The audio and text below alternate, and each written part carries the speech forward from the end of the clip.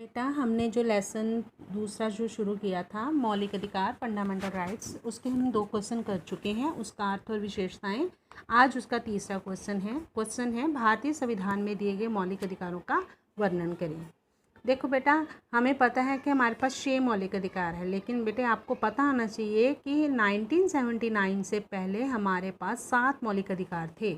संपत्ति का अधिकार भी हमारा मौलिक अधिकार था, जो 1979 में संविधान में 44वें संशोधन करके हमसे ले लिया गया। संशोधन का मतलब होता है चेंज करना, मतलब संविधान में बहुत सी बातें ऐसी हैं जो समय के अनुसार बदली जाती हैं और उन बातों को बदलने को हम कहते हैं संशोधन। तो 44th अमेंडमेंट द्वारा 1979 में हमसे संपत्ति का अधिकार ले लिया गया और इस तरह हमारे पास 6 मौलिक अधिकार हैं, जिसमें से आज हम पहला मौलिक अधिकार करने लगे हैं और वो है समानता का अधिकार, राइट टू इक्वेलिटी, जो आर्टिकल 14 से 18 तक हैं। मैंने आपको पहले भी बताया था कि मौलिक अधिकार 12 से लेके 35 तक हैं।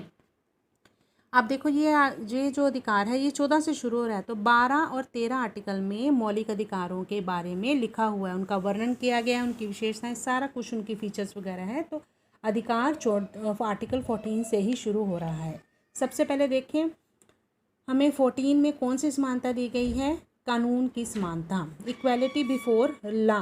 मतलब आर्टिकल 14 के अनुसार हमें कहा गया है कि सभी व्यक्ति जो है वो कानून के सामने समान है, चाहे कोई अमीर है चाहे गरीब है, कानून सबके लिए एक जैसा है। ये कौन से आर्टिकल में मिली हुई है हमें कानूनी समानता? 14 में। हम आर्टिकल को धारा भी लिख सकते हैं, आर्टिकल भी लिख सकते हैं, अनुच्छेद भी लिख सकते हैं।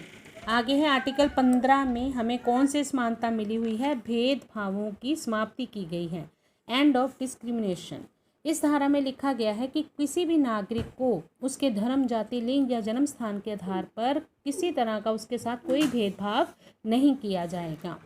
आगे है आर्टिकल 16 आर्टिकल में हमारे पास जो समानता है वो है अवसर की समानता। अवसर होता है मतलब हमें मौके मिलते हैं, अवसर दिए जाते हैं। आर्टिकल 16 में लिखा गया है कि हर व्यक्ति को मतलब सभी नागरिकों को सरकारी नौकरी प्राप्त करने या कोई भी सरकारी पदवी प्राप्त करने के लिए एक जैसे अवसर दिए जाएंगे। अवसर मतलब मौके दिए जाएंगे, उनकी योग्यता को देखते हुए उनको अवसर प्रदान किए जाएंगे। जैसे SC/BC कैटेगरी वाले हैं उनके लिए बेटा सीटें रिजर्व रखी जाती है, वो इसीलिए कि ये ना हो कि उनको कोई भी जो है वो अवसर ना मिले, अवसर की समानता दी गई है। नेक्स्ट है छुआछूत की समाप्ति की गई है। आर्टिकल 17 में छुआछूत होता है जैसे ऊंची जाति वाले, गरीब जाति वाले, जो नीची जाति वाले होते हैं ना, उनके साथ घृणा करते हैं। जिन होटलों में खुद खाना खाते हैं उन्हें नहीं आने देते, जिन कुओं से वो खुद पानी पीते हैं उन्हें नहीं पीने देते थे। मतलब ये बहुत ज़्यादा था बेटे। जब देश आज़ाद हुआ तो भारत में बहुत ज़्यादा थी ये भावना छुआछूत की। इसको समाप्त करने के लिए हमारे संविधान में लिखा गया कि कोई भी ऐसा भेदभाव नहीं करेगा। अगर कोई ऐसा करता है तो उसकी शिकायत हो जाए तो उसे जुर्माना तो होगा ही, साथ में सज़ा भी होगी। इस तरह छुआछूत को ख़त्म कर दिया गया है। और लास्ट है उपाधियों की समाप्ति। इसमें है टाइटल्स ख़त्म कर दिए गए हैं। ये कौन से आर्टिकल में लिखा हुआ है? 18 में। सिर्फ एक सेना के क्षेत्र में और शिक्षा, जैसे शिक्षा मतलब एजुकेशन में आप BA कर लेते हो तो आप बैचलर ऑफ आर्ट्स कहलाते हो, BEd, ऐसे MA, मास्टर ऑफ आर्ट्स, ये मतलब मिलती हैं उपाधियाँ। सेना क्षेत्र में जैसे आपको जो वीर होते हैं उनके बड़े चक्र, अशोक चक्र मिलता है, परमवीर चक्र मिलता है, ऐसी उपाधियाँ दी जाती हैं। बाकी और किसी क्षेत्र में नहीं दी जाती।